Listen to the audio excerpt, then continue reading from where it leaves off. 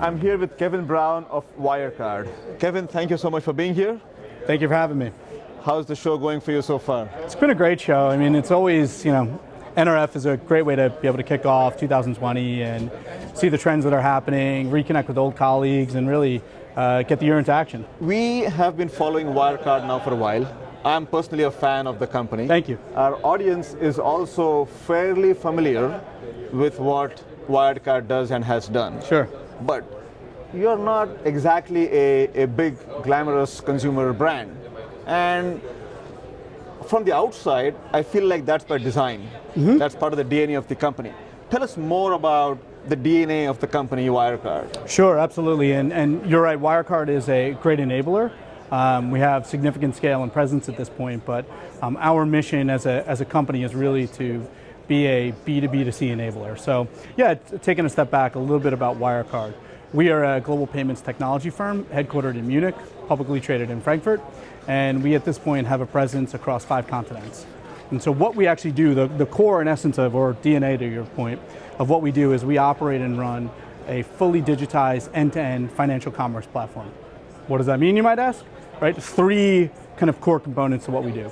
Number 1, the acceptance of payments, right? So whether it's point of sale, whether it's e-commerce or through alternative form factors, so the concept of unified commerce. In the middle of what we do, core operation of a fully licensed bank, the ability to deliver loyalty solutions, and then the third component of payout solutions or issuing. So that might be a consumer incentive program, it might be a rebate program, potentially a refund, or a gig economy payroll type of payment. So this whole idea about being able to operate across that entire commerce spectrum, and to your point about being an enabler, clipping that under clients in the financial services, travel, digital, and then we're here at NRF, retail segment. So Kevin, thank you for sharing that. This is helpful because most people don't appreciate the importance of the rails, the infrastructure, the stuff that you don't see. Sure. What really enables the innovations to come to the fore for consumers. And in the banking world, right, people used to call it the heavy iron of banking. Similarly, in the payments world, there is the guts of payments that has to keep up with expectations from consumers and customers. Yeah. What are some of those customer expectations that you have to deal with on the front end for you to make the right decisions to build out the infrastructure on the back end?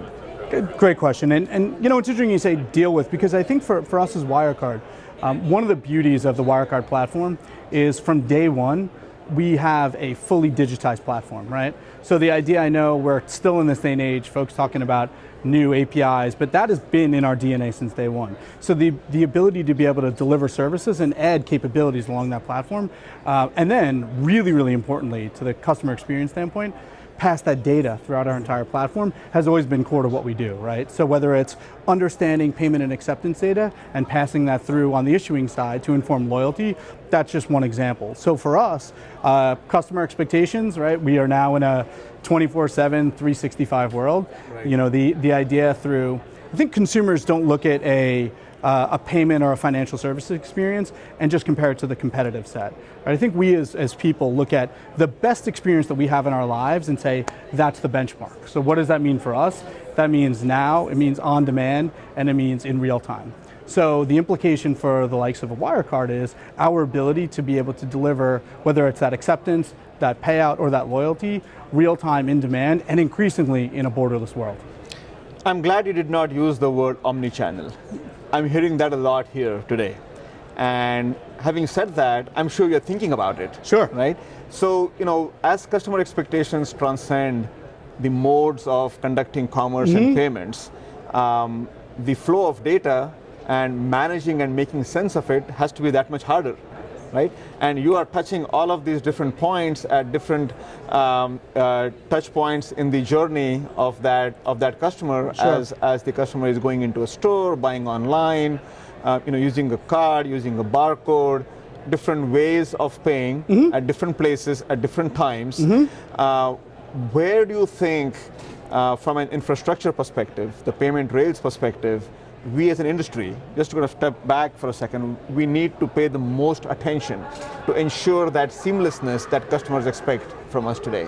For me, so thinking about Wirecard and being across 5 continents, the idea is there's going to be, we just talked about some kind of, I would say, holistic consumer expectations we see on a global scale.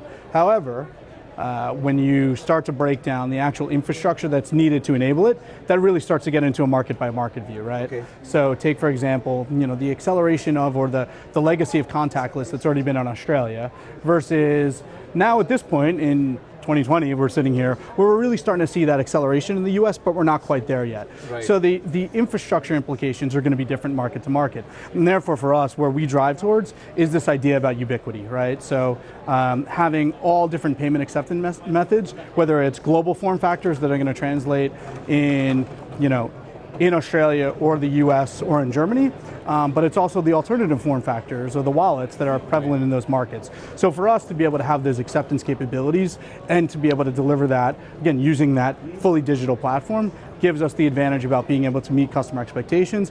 It enables us to be able to meet client and enterprise expectations, especially global enterprises that are operating across markets. Right. And more increasingly, we're able to take those data points of what we see in those markets, consolidate them, and make recommendations back to, let's, again, here at NRF, retailers to say, here's how that should inform your strategy.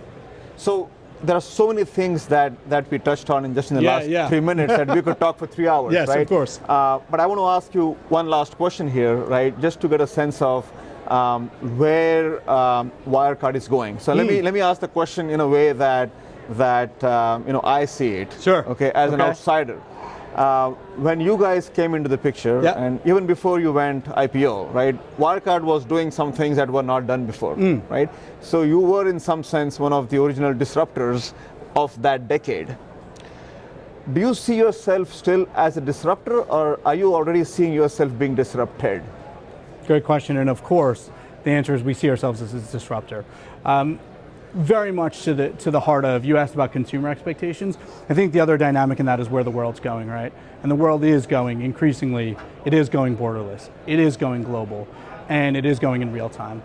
And so for us, the implication of what that means is delivering these products and services, not in one market, not in 2 markets, but across 5 continents, and being able to not just deliver a capability of acceptance payments, but really understand the implications for loyalty, be able to manifest that acceptance into the delivery of a loyalty program and that connected commerce throughout. Right. For us, that's easy for me to say here talking to you, but the infrastructure beyond that, the core network of licenses, the operations and the experience, very much we continue to be able to, at scale, move fast and solve problems for clients. So when you look across our over 313,000 clients across the globe, we're able to move fast for the great next generation of startups, as well as the largest enterprises, and be able to deliver that and be their core enablement partner on a global scale. Awesome. Kevin, thank you so much for taking the time, and thank you for explaining to our audience what Wirecard does and what is it that makes you guys still the disruptor in the industry even after so many years. So thank you, Kevin. Thank you. Aditya Khurjekar from Medici Studio at NRF 2020.